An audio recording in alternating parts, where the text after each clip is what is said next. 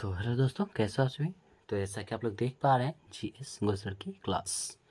तो आज हम लोग इस वीडियो में पढ़ने वाले हैं कक्षा 8 का विज्ञान। ठीक है, तो कक्षा 8 का विज्ञान का आज हम लोग स्टार्ट करने जा रहे हैं अध्याय 2, जिसका नाम है सूक्ष्म जीव मित्र एवं शत्रु। ठीक है, यानी कहने का मतलब है कि जो सूक्ष्म जीव होते हैं वे हमारे मित्र भी हैं एवं शत्रु भी हैं। ठीक है, तो आज इनके बारे में हम लोग जानेंगे। ठीक है, तो आइए हम लोग बढ़ जाते हैं अभ्यास प्रश्न की ओर। तो चलिए अभ्यास स्टार्ट करते हैं। ठीक है, तो बोल रहा है कि रिक्त स्थानों की पूर्ति कैसे। ठीक है, यानी कि रिक्त स्थानों की पूर्ति यानी कि जो हमारा जो रिक्त स्थान इनको हम लोग क्या करना है, पूर्ति करना है, यानी कि भरना है। ठीक है, बोल रहा है पहला क्वेश्चन कि सूक्ष्म जीवों को डैश की सहायता से देखा जा सकता है। ठीक है, तो जो सूक्ष्म जीव होते हैं, जो छोटे छोटे जीव होते हैं, उनको किस चीज़ की सहायता से हम लोग देख सकते थे। इसका राइट आंसर हो जाएगा सूक्ष्मदर्शी। सूक्ष्मदर्शी, इसका राइट आंसर हो जाएगा सूक्ष्मदर्शी। ठीक है, अगला बोल रहा है नीले हरे शैवाल वायु से डैश का स्थिरीकरण करते हैं जिससे मिट्टी की उर्वरता में वृद्धि होती है। ठीक है, तो इसका राइट आंसर हो जाएगा नाइट्रोजन। नाइट्रोजन। ठीक है, क्या हो जाएगा इसका राइट आंसर, नाइट्रोजन। ठीक है, तो अब है हम लोगों का घ। बोल रहा है कि एल्कोहल का उत्पादन डैश नामक सूक्ष्म जीव की सहायता से किया जाता है। ठीक है, नहीं बोल रहा है कि एल्कोहल का जो उत्पादन होता है किस नाम के सूक्ष्म जीव की सहायता से होता है। तो इसका राइट आंसर हो जाएगा ईस्ट। ठीक है, क्या हो जाएगा, ईस्ट। अगला है हैजा डैश के द्वारा होता है। जो हैजा जो होता है वो होता है जीवाणु के द्वारा। ठीक है, वो किसके द्वारा होता है, जीवाणु के द्वारा। ठीक है, अब हम बढ़ जाते हैं क्वेश्चन नंबर 2 की ओर। तो क्वेश्चन नंबर 2 है कि सही शब्दों के आगे सही का निशान लगाएं। ठीक है, यानी कि जो कुछ क्वेश्चन दिए हैं इनमें जो 4 विकल्प दिए गए हैं, इनमें जो सही है उन पे हम लोग क्या करना है, सही निशान लगाना है। तो पहला बोल रहा है कि ईस्ट का उपयोग निम्न के उत्पादन में होता है। तो इसका राइट आंसर हो जाएगा एल्कोहल। ठीक है, आगे बढ़ जाते हैं। अगला है कि निम्न में से कौन सा प्रतिजैविक है। ठीक है, निम्न में से कौन से प्रतिजैविक है। तो इसका राइट आंसर हो जाएगा स्ट्रेप्टोमाइसिन। ठीक है, अगला है क्वेश्चन कि मलेरिया परजीवी का वाहक है। तो मर्जी क्या है, मलेरिया परजीवी का वाहक राइट आंसर हो जाएगा मादा एनोफिलिस मच्छर। ठीक है, अगला क्वेश्चन है संचरणीय रोगों का सबसे मुख्य कारक है। इसका हो जाएगा राइट आंसर घरेलू मक्खी। अगला है ब्रेड अथवा इडली फूल जाती है, इसका कारण है। तो इसका राइट आंसर हो जाएगा इष्ट कोशिकाओं की वृद्धि। ठीक है, इष्ट कोशिकाओं की वृद्धि। अगला है कि चीनी को एल्कोहल में परिवर्तित करने के प्रक्रम का नाम है। ठीक है, जो चीनी को एल्कोहल में परिवर्तित करने का प्रक्रम का नाम हो जाएगा, राइट आंसर हो जाएगा हम लोग का किण्वन। तो हम लोग बढ़ जाते हैं क्वेश्चन नंबर 3 की ओर। तो क्वेश्चन नंबर 3 बोल रहा है कि कलम 1 के जीवों का मिलान कलम 2 में दिए गए उनके कार्यों से कीजिए। ठीक है, यानी कि ये जो है ये कलम 1 है और ये जो कलम 2 है। ठीक है, इनमें जो जो कार्य है उनमें कलम 2 में मिला देना है। ठीक है, तो पहला है जीवाणु।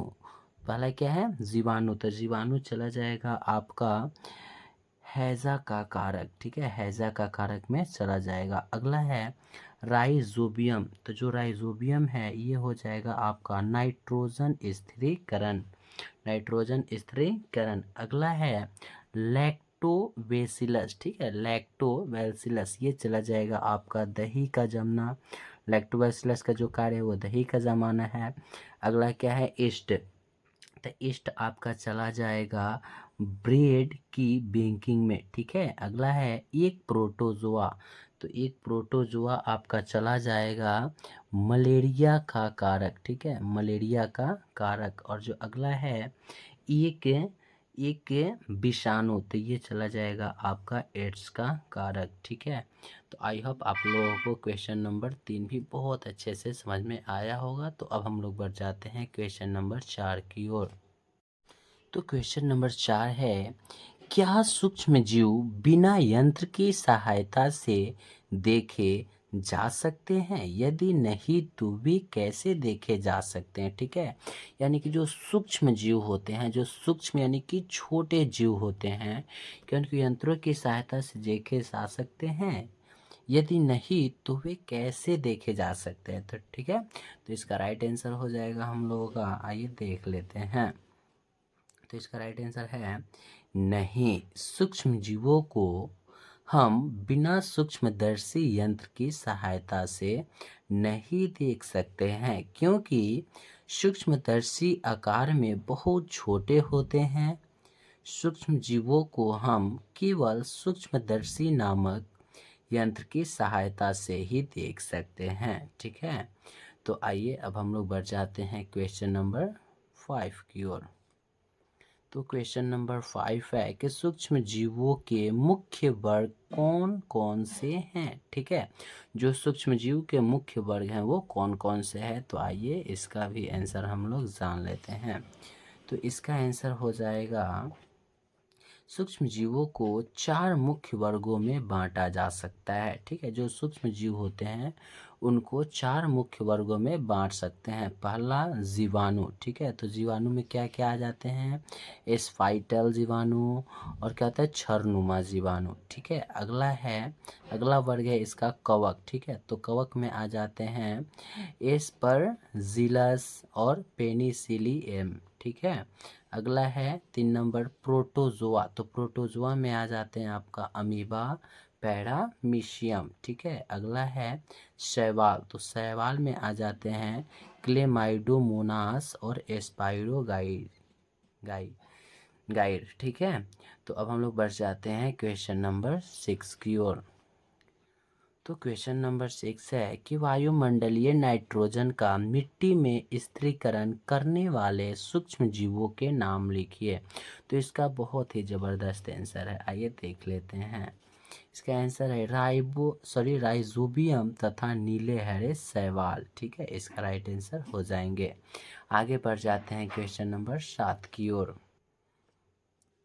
तो क्वेश्चन नंबर 7 है, हमारे जीवन में उपयोगी सूक्ष्म जीवों के बारे में 10 पंक्तियां लिखिए। ठीक है, जो सूक्ष्म जीव होते हैं हमारे जीवन में क्या क्या उपयोग है उनको 10 पंक्तियों में लिख देना है। तो आइए देख लेते हैं। तो आइए हम लोग देख लेते हैं।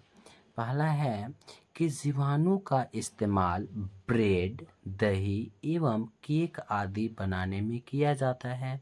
अगला है, ये किण्वन अथवा फर्मेंटेशन में सहायक होते हैं। अगला, ये एल्कोहल, शराब और एसिटिक एसिड बनाने में भी सहायक होते हैं। ये मनुष्यों तथा जंतुओं को बीमारियों से बचाने में भी उपयोगी हैं। पर्यावरण को स्वच्छ एवं संतुलित रखने में भी इनका इस्तेमाल किया जाता है। अगला है 6 नंबर के जीवाणुओं का प्रयोग औषधि दवा बनाने में किया जाता है। 7वां है, ये कृषि में मृदा की उर्वरता में वृद्धि करने में भी सहायक होते हैं। अगला है 8वां, टीका बनाने में भी इनका उपयोग होता है। 9वां है, अचार, पनीर तथा अन्य खाद्य पदार्थों के उत्पादन में भी ये सहायक होते हैं। अगला है 10 नंबर, ये पेड़ पौधों को रोगों से बचाने के लिए भी उपयोगी है।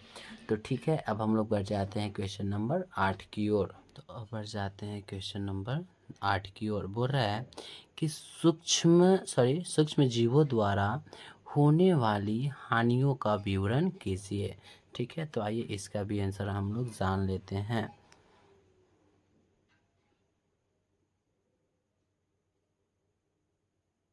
तो इसका आंसर हो जाएगा कि सूक्ष्म जीवों से होने वाली हानियां निम्नलिखित हैं।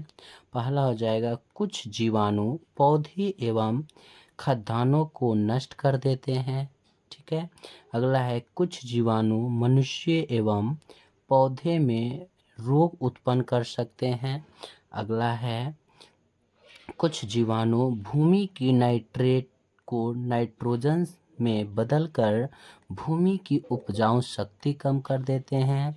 अगला है कुछ कवक पौधों को संक्रमित कर उनमें रोग उत्पन्न कर सकते हैं। अगला है कुछ कवक दाद खाज खुजली जैसे चर्म रोग उत्पन्न कर सकते हैं।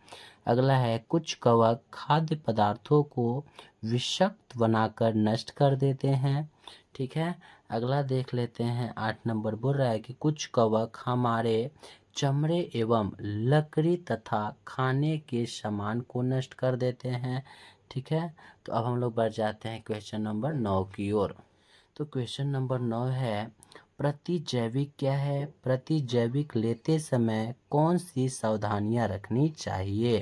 तो इसका राइट आंसर हो जाएंगे कि ऐसी औषधियां जो बीमारी पैदा करने वाले सूक्ष्म जीव को नष्ट कर देती है या उनकी वृद्धि को रोक देती है प्रतिजैविक कहलाती है। जैसे टेट्रासाइक्लिक या स्ट्रेप्टोमाइसिस। ठीक है। और क्या है एरिथ्रोमाइसिन आदि। हम लोगों को प्रतिजैविक दवाएं डॉक्टर की सलाह पर ही लेनी चाहिए और उनका पूरा कोर्स भी करना चाहिए, अन्यथा अगली बार आवश्यकता पड़ने पर प्रतिजैविक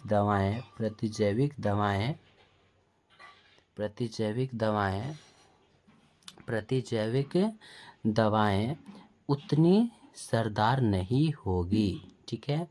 तो हम लोग ने क्या किया पूरा क्वेश्चन को समाप्त कर लिए। ठीक है। तो आई होप आप लोग को यह वीडियो बहुत अच्छे से समझ में आया होगा। ठीक है। तो अगर ये वीडियो आप लोग को समझ में आया होगा तो प्लीज़ लाइक और सब्सक्राइब करना ना भूलें। साथ ही बेल आइकन को प्रेस कर लें ताकि सबसे पहले नोटिफिकेशन आपके पास जाए। ठीक है। तो तब तक के लिए जय हिंद जय भारत।